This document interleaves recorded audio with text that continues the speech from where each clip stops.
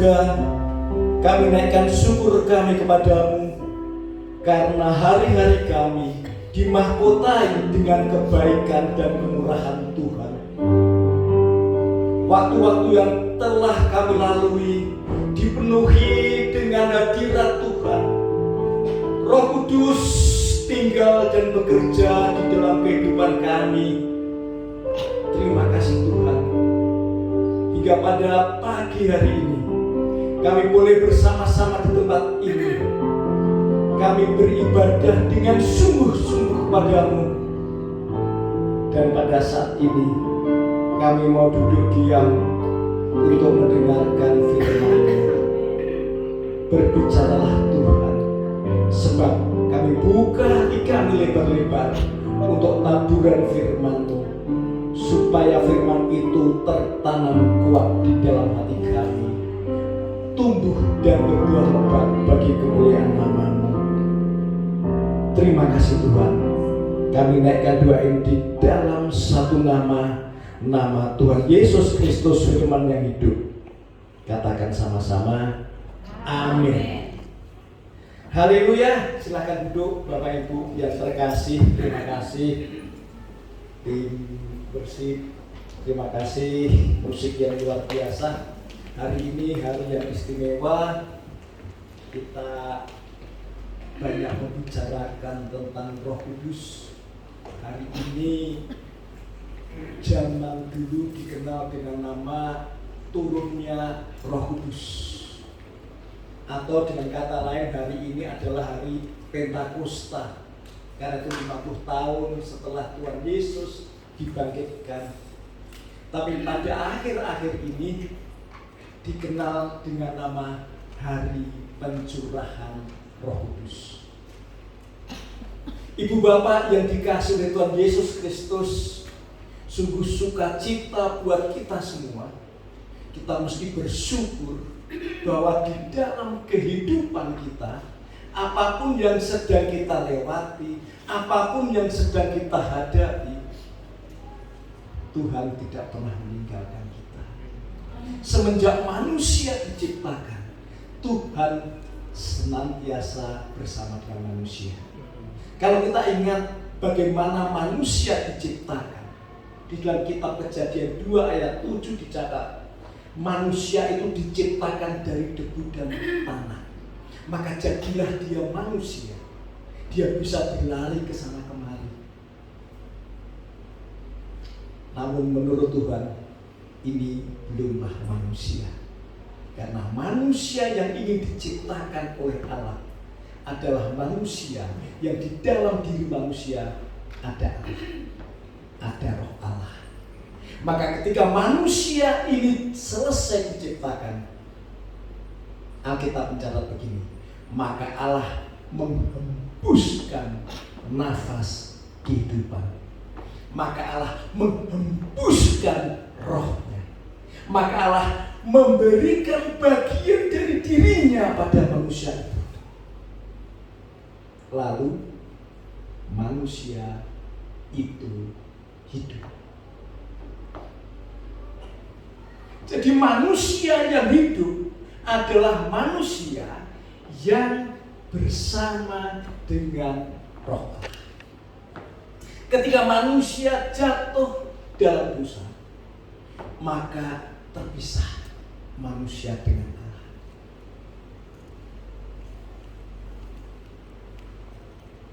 Dosa harus diselesaikan, dosa harus diampuni, sehingga Tuhan Yesus datang mati di atas kayu salib. Tuhan Yesus bersama-sama kembali dengan manusia. Allah bersama dengan manusia. Tidak pernah manusia ditinggalkan oleh Allah. Maka ketika Tuhan Yesus naik ke surga, Kisah Para Rasul mencatat, Aku akan memberikan pribadi yang lain, yaitu Rohku sendiri, yaitu Roh Tuhan Yesus, yaitu Roh Allah, yaitu Roh Kudus, yang akan bersama-sama dengan manusia. Dan puncaknya adalah peristiwa ketika murid-murid Tuhan Yesus berkumpul di Kisah Para Rasul 2 dicatat. Ketika murid-murid Tuhan Yesus berkumpul, banyak jemaat yang datang, ribuan jemaat yang hadir di tempat itu. Disitulah Roh Kudus dicurahkan. Dan peristiwa itu yang selalu kita peringati sebagai hari pencurahan Roh Kudus. Ibu bapak yang dikasihi Tuhan Yesus Kristus, sesungguhnya di dalam diri setiap manusia, setiap kita itu sudah ada Roh Kudus. Betul? Kapan Roh Kudus itu kembali ke dalam diri manusia? Efesus 1 ayat 13 sampai 14. Efesus 1 ayat 13 sampai dengan 14. Alkitab mencatat begini.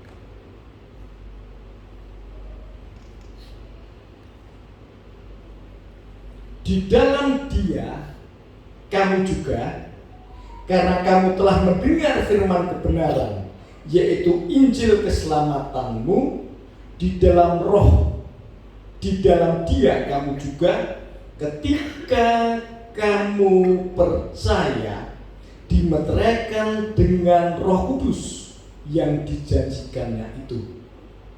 Dan Roh Kudus itu adalah jaminan bagian kita sampai kita memperoleh seluruhnya, yaitu penebusan yang menjadikan kita milik Allah untuk memuji kemuliaan-Nya. Jadi begitu kita percaya kepada Tuhan Yesus Kristus, Roh itu kembali di dalam kehidupan kita, kembali di dalam diri kita. Dan fungsi Roh yang di dalam diri kita pertama-tama adalah menjadi meterai, memeteraikan kita sebagai milik Allah. Semula milik iblis, karena kita sudah percaya kepada Tuhan Yesus Kristus, dosa kita diampuni, direbut kembali, kemudian ditempel meterai, plek, menjadi milik Allah kembali.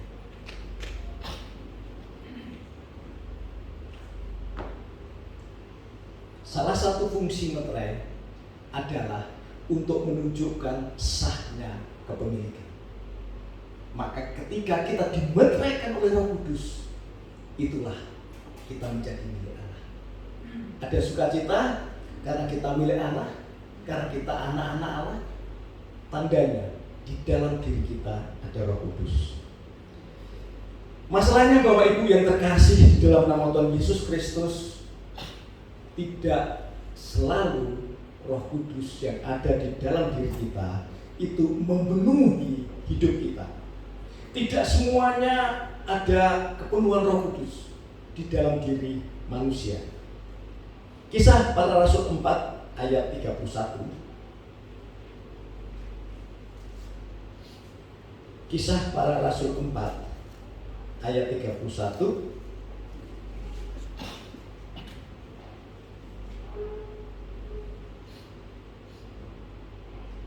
Mencatat begini. Ini tentang murid-murid Tuhan Yesus. Dan ketika mereka, yaitu murid-murid Tuhan Yesus, sedang berdoa, ini adalah orang-orang percaya, yaitu orang-orang yang di dalam dirinya ada Roh Kudus.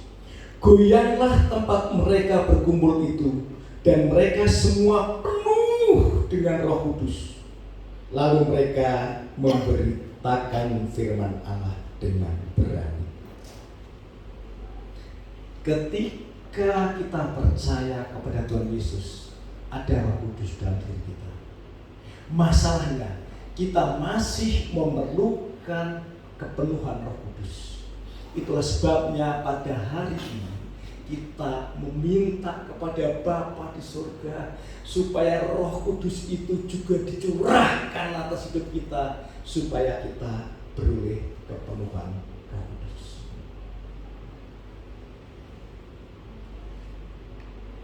Kita memerlukan Roh Kudus.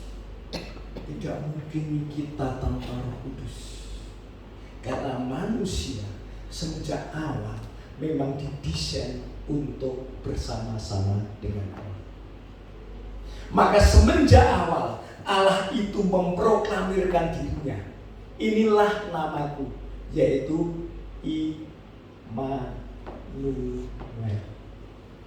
Aku selalu bersama-sama dengan manusia. Immanuel, Allah bersama-sama dengan manusia. Jadi memang Allah itu tidak mau berpisah dengan manusia. Allah maunya berada bersama-sama dengan manusia. Sampai Allah sendiri turun dalam diri Tuhan Yesus Kristus untuk merebut kembali manusia, mengampuni dosa-dosanya, dan memeteraikan syah menjadi hak miliknya. Oleh karena itu, ada Roh Kudus, itu sudah pasti di dalam diri kita.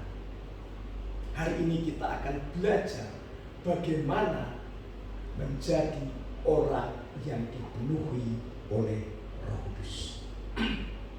Efesus 5 ayat 18 sampai dengan 21. Kita akan belajar lebih banyak tentang Efesus 5 ayat 18 sampai 21 ini yang menjadi tema kita, yaitu bagaimana manusia dipenuhi dengan Roh Kudus. Efesus 5 ayat 18, 19, 20 dan 21 yang akan kita bahas kurang lebih 30 menit mendatang. Efesus 5 ayat 18. Dan janganlah kamu mabuk oleh anggur, karena anggur menimbulkan hawa nafsu, tetapi hendaklah kamu penuh dengan Roh. Dan berkata-katalah seorang kepada yang lain dalam mazmur, kidung, puji-pujian, dan nyanyian rohani. Bernyanyi dan bersoraklah bagi Tuhan dengan segenap hati. Ucaplah syukur senantiasa atas segala sesuatu dalam nama Tuhan kita Yesus Kristus kepada Allah dan Bapa kita, dan rendahkanlah dirimu seorang kepada yang lain di dalam takut akan Kristus. Jemaat yang dikasihi oleh Tuhan Yesus Kristus, kita kembali pada Efesus 5 ayat 18. Dan janganlah kamu mabuk oleh anggur, karena anggur menimbulkan hawa nafsu, tetapi hendaklah kamu penuh dengan Roh. Jadi kita itu harus penuh dengan Roh. Tapi sebelumnya diawali dengan kata jangan mabuk oleh anggur. Karena memang terdapat persamaan antara penuh dengan Roh dan mabuk. Persamaan kondisi. Mabuk oleh anggur, barangkali kalau zaman sekarang mabuk oleh alkohol, itu adalah situasi di mana manusia itu di bawah kendali alkohol atau di bawah kuasa alkohol. Demikian juga yang tidak pernah minum alkohol juga seringkali tetap mabuk. Mabuk oleh cinta, mabuk oleh kekuasaan, mabuk oleh uang, mabuk oleh macam-macam. Dunia ini menawarkan pengaruh, menawarkan kekuasaan kepada kita untuk dikuasai. Di bawah kuasa dunia itulah kita seperti orang mabuk. Tapi hari ini, ingat firman Tuhan, saudara yang terkasih, kita harus dipenuhi oleh Roh Kudus. Artinya, di dalam hidup kita, kita harus dikuasai oleh Roh Kudus. Hanya Roh Kudus sajalah yang mempengaruhi kita. Tidak ada yang lain yang akan mempengaruhi kita. Tidak keadaan dunia, tidak keadaan di sekitar kita, tidak masalah kita. Karena seringkali orang itu dikuasai oleh masalah. Seringkali orang dikuasai oleh perasaannya. Seringkali orang dikuasai oleh emosinya. Sehingga kita bisa menyaksikan betapa menyedihkannya kehidupan manusia. Ada seorang masih remaja belasan tahun, dengan begitu emosinya dia berani menghajar temannya. Sampai berurusan dan hari ini dia sedang disidang. Karena dia datang pakai mobil mewah, diusutlah ayahnya, ibunya, dan semua keluarga ini menjadi tersangka. Hanya gara-gara satu orang yang dikuasai oleh emosi. Masih banyak contoh-contoh di sekitar kita, orang yang dikuasai atau mabuk kekuasaan, sehingga memiliki perilaku yang sangat tidak seharusnya. Ada orang yang mabuk dengan harta kemewahan, sehingga dia memamerkan semuanya itu di hadapan kita, dihadapkan orang-orang yang mabuk oleh dunia. Tapi kita, haleluya, puji Tuhan, hari ini kita diingatkan, kalau kita mabuk, biarlah kita mabuk karena dipengaruhi oleh Roh Kudus. Ibu bapak yang dikasihi oleh Tuhan Yesus Kristus, ayat selanjutnya akan menjelaskan kita ciri-ciri atau bagaimana orang yang dikuasai oleh Roh Kudus. Ayat 19. Dan berkata-katalah seorang kepada yang lain dalam mazmur, kidung puji-pujian dan nyanyian rohani. Bernyanyi dan bersoraklah bagi Tuhan dengan segenap hati. Ibu bapak yang terkasih, kita seringkali mendengar orang bernyanyi, menyanyikan lagu apa saja, termasuk menyanyikan lagu-lagu rohani. Kita juga menyaksikan begitu banyak orang yang nampaknya beribadah, tapi hari ini ada satu kata penting yang harus kita lakukan sebagai tanda orang yang dipenuhi dengan Roh Kudus, yaitu bersoraklah bagi Tuhan dengan segenap hati. Apabila engkau beribadah, beribadahlah dengan segenap hati. Bila engkau menyembah Tuhan, menyembah Tuhanlah dengan segenap hati. Bila engkau memuji Tuhan, bila engkau bernyanyi, memuji Tuhanlah dengan segenap hati. Bernyanyilah dengan segenap hati. Ada beberapa catatan saya. Yang pertama, segenap hati itu penting, sangat penting. Kita baca 2 Tawarikh 25.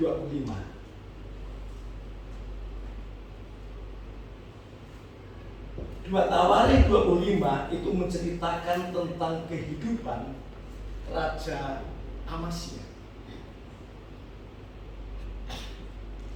2 Tawarikh 25 ayat 1 dan 2. Amasya berumur 25 tahun, masih sangat muda. Ya, Amasya berumur 25 tahun pada waktu ia menjadi raja, dan 29 tahun lamanya ia memerintah di Yerusalem. Nama ibunya ialah Yoadan dari Yerusalem. Ayat 2. Ia melakukan apa yang benar di mata Tuhan. Jadi Amasya ini melakukan hal yang benar di mata Tuhan. Sayangnya masih koma, hanya tidak dengan segenap hati.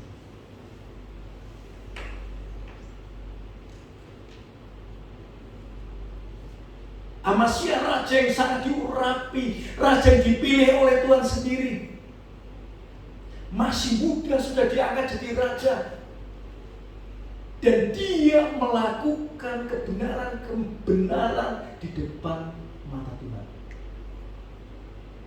Tapi saya tidak segenap hati. Sehingga di ayat 16-17, waktu Nabi sedang berbicara kepada Amasya kepadanya,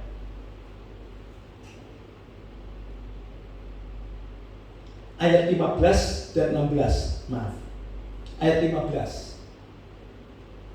2 Tawarikh 25 ayat 15. Maka bangkitlah murka Tuhan terhadap Amasya, yang menyuruh seorang nabi kepadanya yang berkata, mengapa engkau mencari Allah sesuatu bangsa yang tidak dapat melepaskan bangsanya sendiri dari tanganmu? Di Amasya ini benar di mata, dia beribadah di mata, tapi tidak segenap hati, sehingga pada satu titik tertentu dia menyembah Allah yang lain, dan itu membuat Allah murka. Kalau kita baca kisah selanjutnya, Amasya menjadi raja yang dihormati, Tuhan mencabut kuasa atasnya meskipun dia masih muda.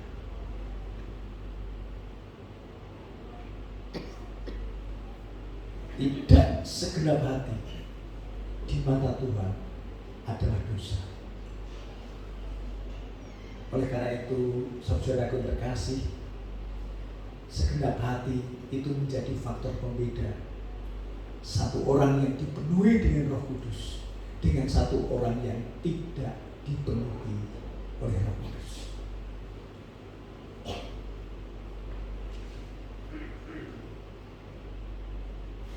Bahasa asli Alkitab dari segenap hati adalah shalom, atau kata shalom, ya, damai sejahtera. Jadi kata segenap hati itu adalah damai sejahtera. Kata shalom itu juga artinya tuntas, selesai dengan sempurna, paripurna. Ya, saya termasuk orang paripurna dari sisi kepegawaian, karena saya setelah 34 tahun bekerja di satu perusahaan, saya sudah masuk paripurna, sudah pensiun. Puji Tuhan, ya. Jadi ketahuan umur saya berapa. Ibu bapak yang terkasih, kenapa saya sedikit memamerkan soal paripurna ini? Karena tidak semua orang bisa paripurna. Tidak semua orang itu bisa menyelesaikan tugas dengan tuntas. Kita lihat, ada yang jadi jemaat, dulu jemaat, tapi sekarang tidak. Dulu dia percaya Tuhan, tetapi tidak tuntas, dia meninggalkan Tuhan. Dulu dia pendeta, bahkan sekarang dia bukan pendeta. Dulu dia pelayan Tuhan, sekarang bukan pelayan Tuhan. Terlalu banyak contoh-contoh orang yang tidak bisa selesai dengan tuntas, tidak dengan segenap hati. Saya sehari-hari masih mengajar, menjadi dosen di Universitas Logistik dan Bisnis Internasional. Di situ saya melihat bahwa begitu banyak mahasiswa yang masuk, tapi tidak semuanya berhasil lulus, tidak semuanya bisa tuntas. Terlalu banyak yang berhenti di tengah jalan, tidak paripurna, tidak selesai dengan sempurna. Jadi penting sekali untuk kita finish strong. Dan itu hanya bisa dilakukan dengan segenap hati. Kunci dari kehidupan yang berbahagia adalah menikmati kehidupan ini dari waktu ke waktu, dari musim ke musim dengan segenap hati. Karena di dalam segenap hati itulah ada damai sejahtera. Boleh dipraktekkan nanti kalau kita sedang masak dengan segenap hati, dengan tidak segenap hati, beda. rasa masakan. Kalau kita mengerjakan sesuatu dengan segenap hati dan tidak dengan segenap hati, beda rasanya. Oleh karena itu segenap hati itu sebagai tanda bahwa orang itu dipenuhi dengan Roh Kudus. Kita lanjut ayat 20. Ucaplah syukur senantiasa atas segala sesuatu dalam nama Tuhan kita Yesus Kristus kepada Allah dan Bapa kita. Orang yang dipenuhi dengan Roh Kudus itu mengucap syukur senantiasa. Yang tidak dipenuhi Roh Kudus mengucap syukur tapi pada waktu enak saja. Itu perbedaannya. Padahal Alkitab meminta kita untuk mengucap syukur senantiasa. Mengucap syukur senantiasa atas segala sesuatu. Jadi mengucap syukur itu tidak tergantung keadaan. Mengucap syukur tidak tergantung situasi. Tapi mengucap syukur adalah keluar dari hati kita karena kita dipenuhi oleh Roh Kudus. Apakah bisa, Pak? Bisa. Ada contohnya, Pak? Ada. Ada satu tokoh di dalam Alkitab Perjanjian Lama yang saya paling senang. Karena tokoh ini dicatat dari pasal 37 di kitab Perjanjian. Ini kitab Perjanjian itu kitab pertama Alkitab kita. Diakhiri dengan kisah orang ini. Kejadian 37, 38, 39, 40 sampai Kejadian 50. Yaitu mencatat tentang kehidupan seorang yang lengkap yang bernama Yusuf. Yusuf ini saya senang karena kita bisa melihat kehidupan manusia secara lengkap. Musim-musim kehidupan sudah dia lalui. Menjadi apapun dia pernah. Menjadi anak manja kesayangan bapaknya dia pernah. Menjadi anak yang dimusuhi saudara-saudaranya sudah.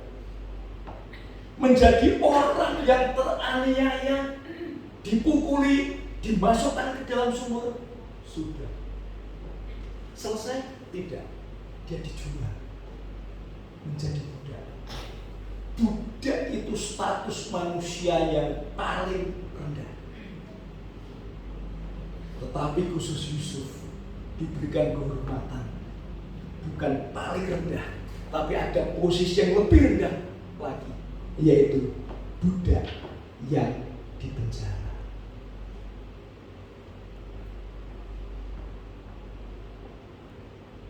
Sampai pada suatu hari dia diangkat menjadi raja.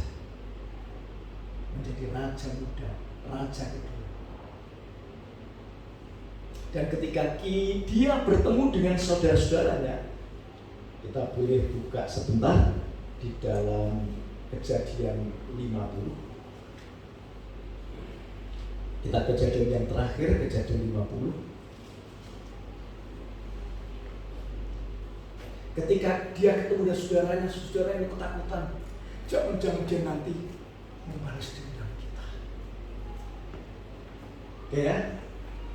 Tapi kita baca ayat 20. Kejadian 50 ayat 20. Demikian kata Yusuf. Kita baca 19 dulu ya, sampai dengan 20. Tetapi Yusuf berkata kepada mereka, yaitu kakak-kakaknya dan satu adiknya, janganlah takut, sebab aku inikah mengganti Allah. Memang kamu telah mereka-rekakan yang jahat terhadap aku, tetapi Allah telah mereka-rekakannya untuk kebaikan, dengan maksud melakukan seperti yang terjadi sekarang ini, yakni memelihara hidup suatu bangsa yang besar. Jadi atas peristiwa yang begitu tidak enak, atas peristiwa yang begitu menyengsarakan kehidupan Yusuf, dan itu awalnya ulah saudara-saudaranya yang semestinya mengasihi dia, tapi membawa dia pada malapetaka yang luar biasa. Tetapi Yusuf sama sekali tidak menolak. Yusuf tetap bersyukur, sehingga ketemu saudaranya dia tidak balas dendam, tapi justru sebaliknya dia mengasihi dan berkata, memang kalian semua mereka-rekakan yang jahat kepadaku, tetapi Allah merubah menjadi suatu reka-rekaan yang mendatangkan kebaikan, dengan maksud supaya aku bisa menjadi raja, menguasai suatu bangsa, menyelamatkan bangsa kita. Ini tanda bahwa sesungguhnya mengucap syukur itu, betul kata kita, harus dilakukan di dalam situasi, kondisi apapun, termasuk ketika tidak enak, termasuk ketika menderita.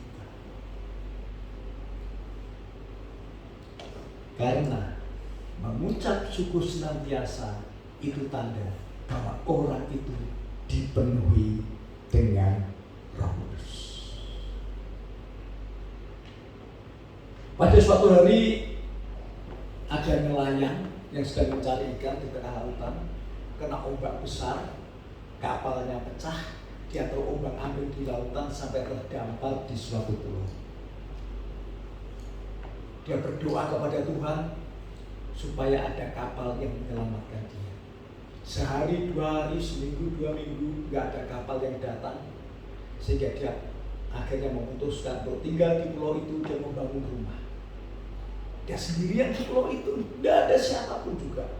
Dia membangun rumah untuk dia tinggali. Beberapa hari selesai dia bangun rumah, dia tinggali, rumah itu terbakar.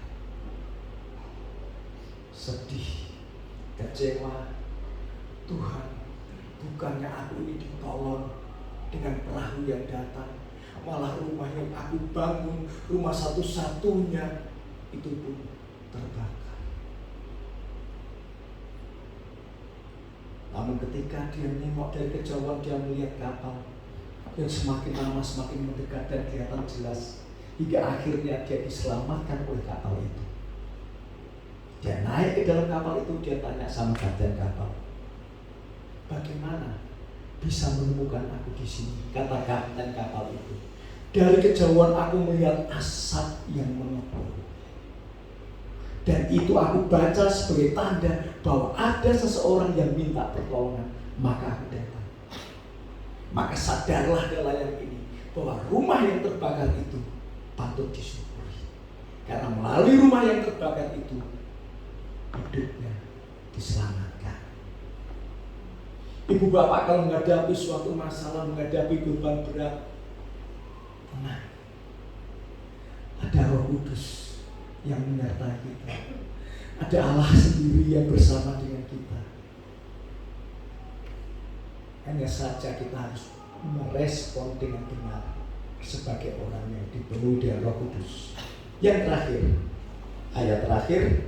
ayat 21.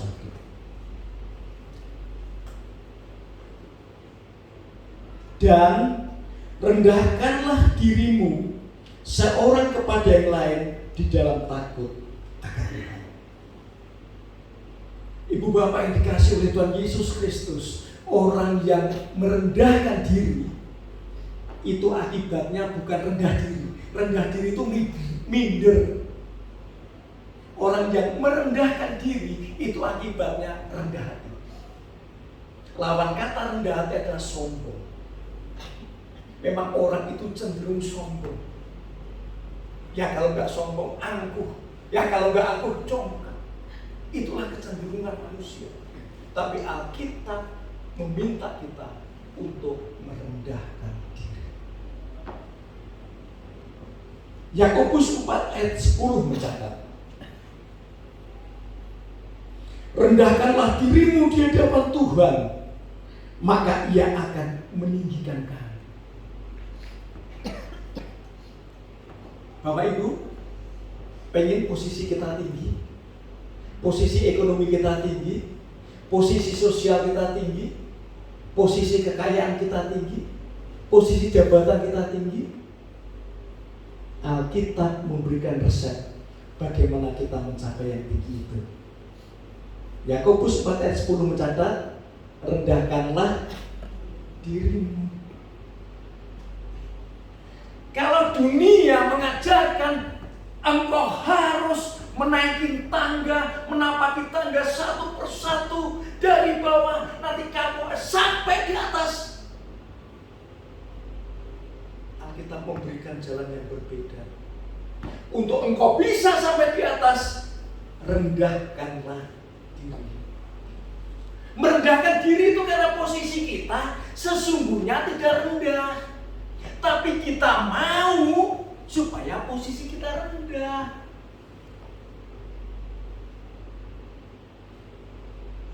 Sampai begitu rendahnya posisi kita sehingga tidak ada orang yang bisa merendahkan lagi. Kalau tidak ingin merendahkan orang lain, rendahkanlah diri kita serendah-rendahnya. Ketika kita berada di titik yang paling rendah, di situ Roh Kudus datang menolong kita. Roh Kudus akan meninggikan kita. Rendahkanlah dirimu di hadapan Tuhan dan Ia akan meninggikan kamu. Ini juga yang dilakukan oleh Tuhan Yesus Kristus. Sebagai yang terakhir, Filipi 2. Kita baca Filipi 2. Filipi 2 ayat 6 sampai dengan 8. Ini berbicara tentang manusia yang bernama Yesus. Yesus adalah Tuhan itu sendiri. Dia memiliki posisi yang sangat tinggi. Tidak ada posisi yang lebih tinggi dibandingkan Tuhan Yesus. Karena Dia adalah Allah. Namun ini pelajaran yang ingin Tuhan berikan kepada kita. Filipi 2 ayat 6 sampai 8. Walaupun dalam rupa Allah, tidak menganggap kesetaraan dengan Allah itu sebagai milik yang harus dipertahankan, melainkan telah mengosongkan dirinya sendiri, merendahkan dirinya sendiri, mengambil rupa seorang hamba dan menjadi sama dengan manusia. Jadi Tuhan Yesus yang tinggi turun ke bumi, turun menjadi rendah. Setelah turun ke bumi, Dia menjadi manusia lebih rendah lagi. Manusia pun posisinya dipilih adalah hamba, lebih rendah lagi. Ayat 8. Dan dalam keadaan sebagai manusia, Ia telah merendahkan dirinya dan taat sampai mati, bahkan sampai mati di kayu salib. Jadi Tuhan Yesus yang sangat amat tinggi sekali, Dia turun ke bumi, turun menjadi manusia, turun menjadi hamba, turun menjadi makhluk yang terkutuk, yaitu mati di atas kayu salib, dikuburkan, turun di dalam lembah bayang-bayang maut. Tidak ada tempat lagi lebih rendah daripada itu.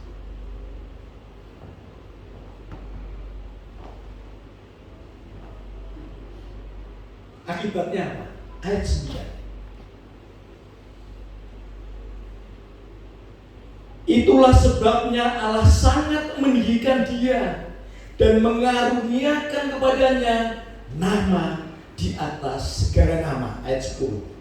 Supaya dalam nama Yesus bertekuk lutut segala yang ada di langit dan ada di atas bumi dan yang ada di bawah bumi.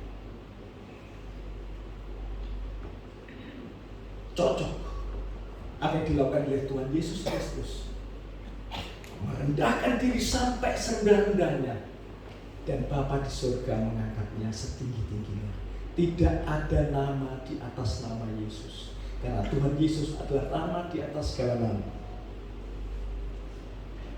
Ibu bapak yang terkasih, hari ini kita boleh belajar. Mari kita orang percaya, di dalam diri kita itu sudah ada Roh Kudus. Hari ini kita mau datang kepada Tuhan dengan sungguh-sungguh. Mari datang kepada Tuhan sungguh-sungguh. Tim musik boleh naik ke atas. Mari kita datang kepada Tuhan dengan sungguh-sungguh, dengan segenap hati. Kita serahkan hidup kita kepada Tuhan.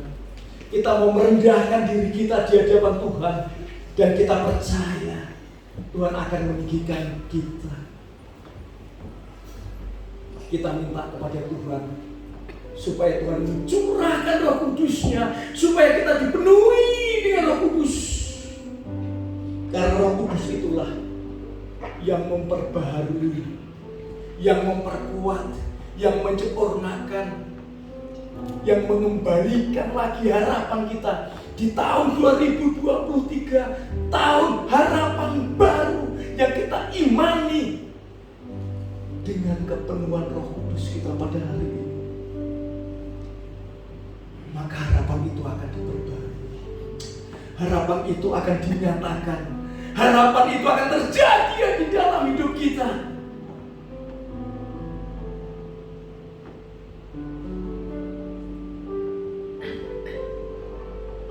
Empat tips supaya harapan itu terjadi. Yang pertama, kita buka hati kita lebar-lebar supaya Roh Kudus memenuhi hidup kita, supaya hati, pikiran, perasaan, emosi, seluruh hidup kita hanya dikuasai oleh Roh Kudus. Yang kedua, marilah kita beribadah dengan sungguh-sungguh. Kita beribadah dengan segenap hati, jangan setengah hati. Yang ketiga, selalu mengucap syukur di dalam keadaan apapun. Dan yang terakhir, marilah kita mau merendahkan diri di hadapan Allah, supaya pada saatnya Allah mengangkat kita tinggi-tinggi.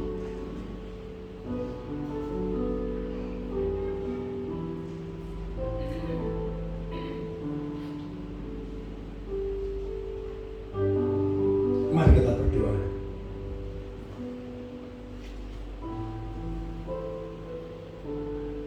Datanglah Roh Kudus, memenuhi hati dan pikiranku, memenuhi seluruh hidupku. Ya Roh Kudus, di tempat ini Engkau berkarya dengan bebas kepada kami satu persatu. Hamba berdoa di dalam nama Tuhan Yesus Kristus. Tercurahlah Roh Kudus. Tercurahlah Roh Kudus atas gereja di tempat ini, supaya masing-masing dari kita dipenuhi dengan Roh Kudus. Penuh dengan Roh Kudus. Penuh dengan Roh Kudus. Di dalam nama Tuhan Yesus Kristus. Katakan dengan sungguh-sungguh, Roh Kudus penuhi aku. Roh Kudus penuhi aku. Roh Kudus penuhi aku.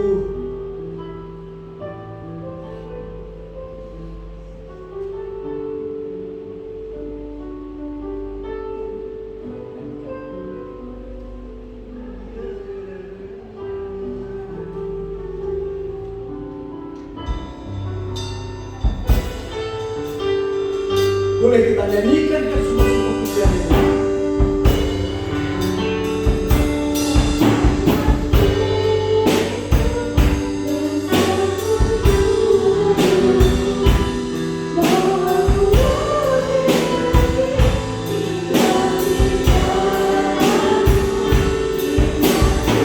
Hadiratmu jamalah seluruh hidup.